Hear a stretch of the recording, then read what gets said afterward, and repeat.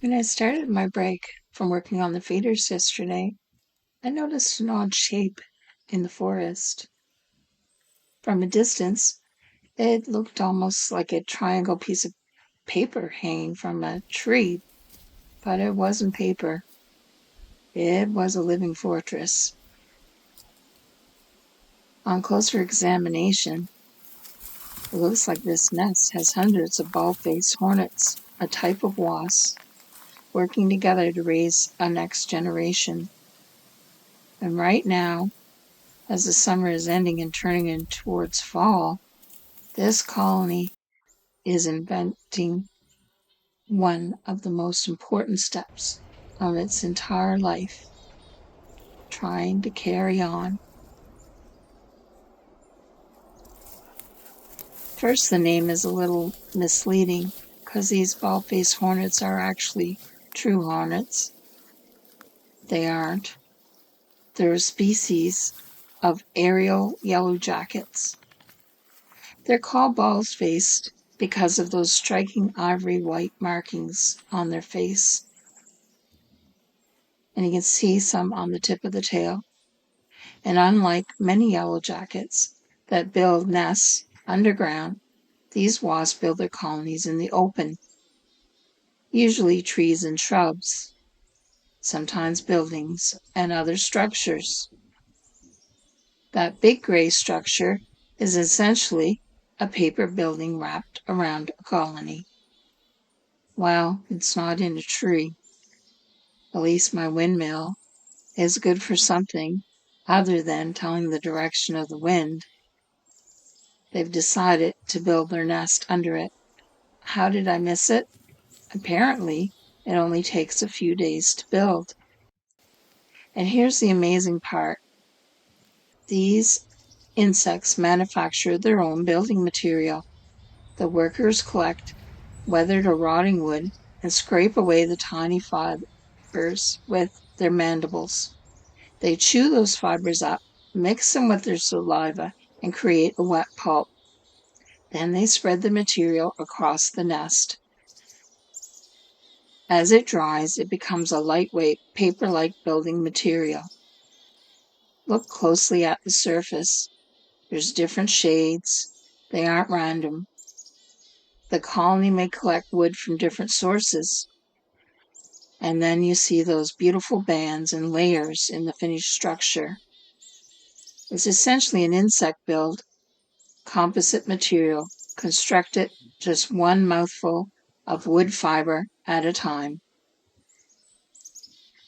But the outside is only the shell, for inside there will be multiple layers of comb. Those combs will contain hundreds of individual cells where eggs will develop through the familiar insect stages from egg to larvae to pupa and adult. The outer envelope protects that inner nursery, and there's usually a single entrance near the bottom, which you can see here. Every worker coming home has to pass through this doorway. So what looks like a simple gray ball from the outside is actually a multi-level nursery, food processing center, its defensive stronghold, and home for an entire insect society.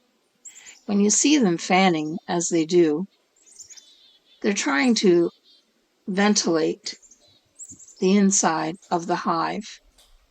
Of course, there are other scientific reasons that I am not aware of. And here is perhaps the strangest part of the story. This colony will begin with one female. A fertilized queen survived last winter in a protected location. When spring arrived, she emerged and started building a nest by herself. She laid her first eggs, collected food, fed their developing larvae, and defended that tiny nest. Eventually, those offsprings became adult female workers. And that's when everything changed. The queen began concentrating more on laying eggs, while her daughters took over construction, foraging, feeding the young, and defending the colony. from that one queen to potentially hundreds of workers. So what are all these workers doing all day? A lot of hunting. Bald-faced hornets are predators. They capture insects and arthropods and bring the protein back to the nest. Could be caterpillars, could be flies, anything developing larvae along with other insects. The adults taking carbohydrates such as nectar and other sugary food sources.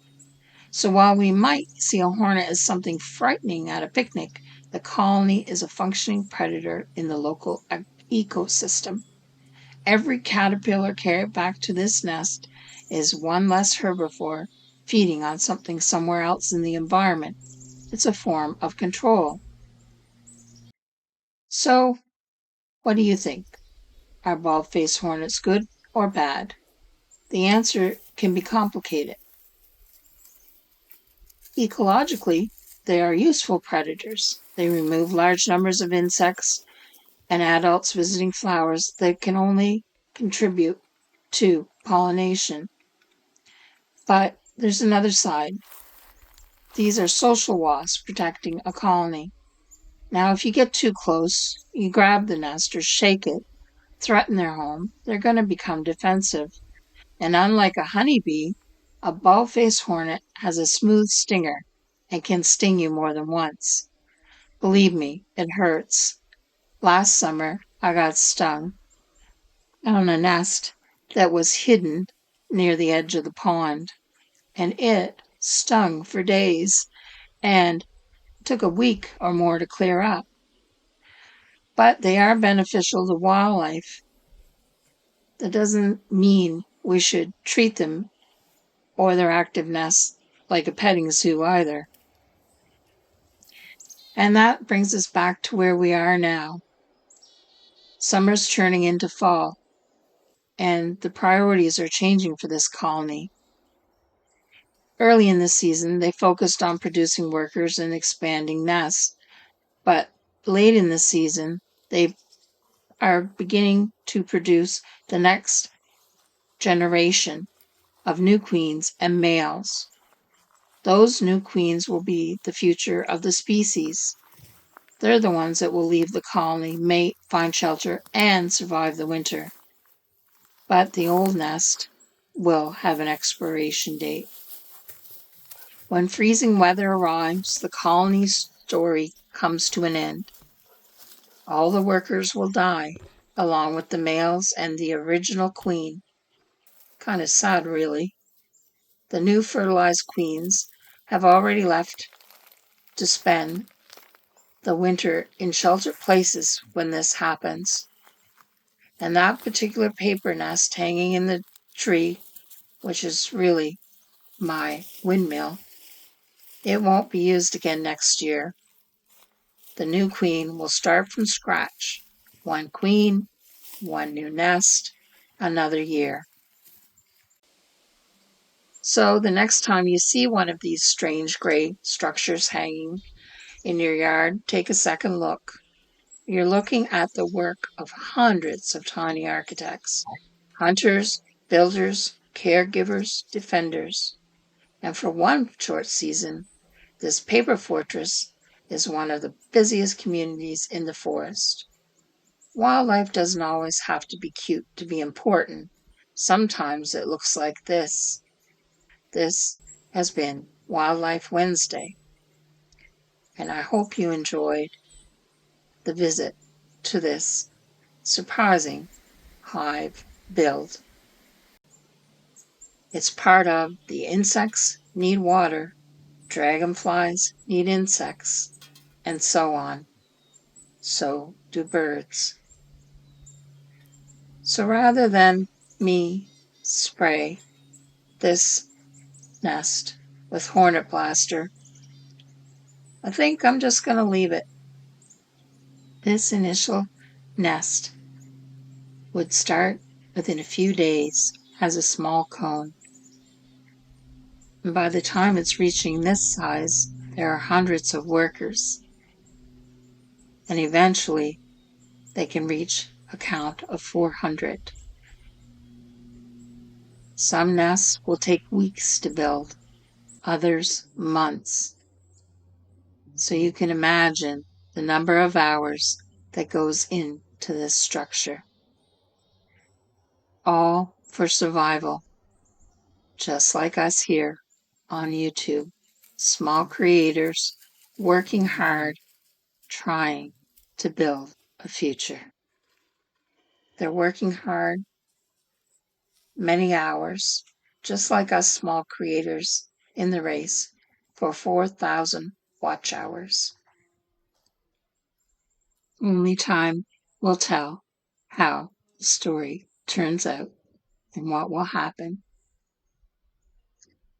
Thanks for joining me for this week's episode of Wildlife Wednesday. Don't forget to hit the thumbs up and leave a comment or share to help the channel survive another year. Thanks. You're appreciated more than you know. Stick around for the closing of the video to see what else I found.